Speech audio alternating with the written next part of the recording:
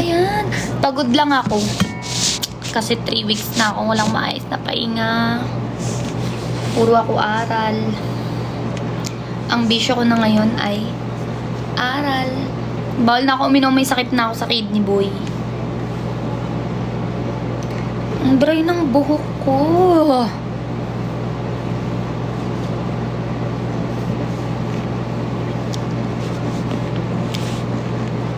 Leche, iyan yung rason kung ba't 3 years kita hindi pinansin yung tokwa na yan.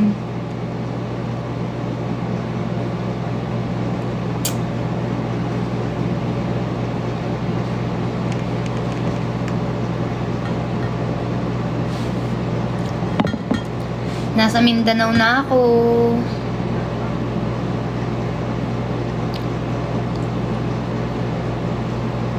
Hay. Pero umuwi naman ako ng Manila kapag kunyari may need, ganyan, or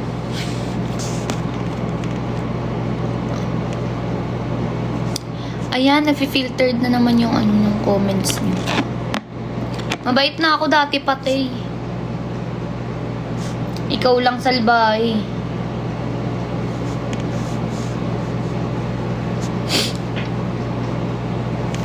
Umuwi ako ng Manila kapag may gagawin ako. Tapos uuwi ako neto mga May. Ganun.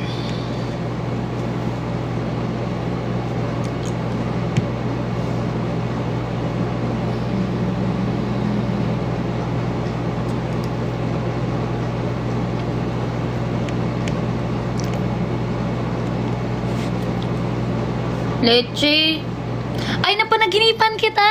Nakalimutan ko. Napanaginipan kita. Pumunta daw ako ng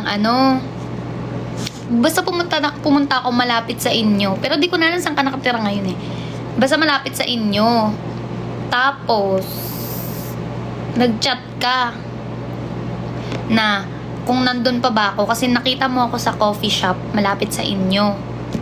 So, ngayon, nung nakita mo ako, nag-chat ka na, anong ginagawa mo doon? Nandun ka pa ba? Tapos sabi ko, wala, may inaantay lang ako. Basta ganun. Tapos, nagulat ako, pumunta ka doon sa coffee shop, sinamahan mo ko. Sina?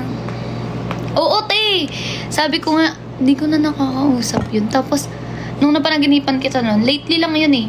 Nung napanaginipan kita, tinignan ko nga. Doon kita inad. Leche ka, di ka nang a-accept.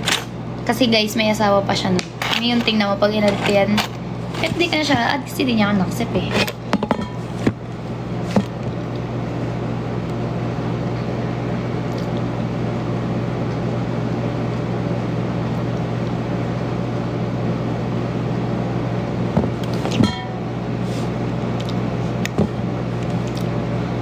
Hindi ko din alam ba't ko yung napanaginipan eh.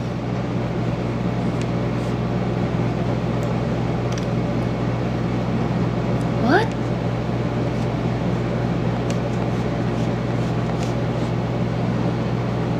BFF po. Scam yan guys, scam.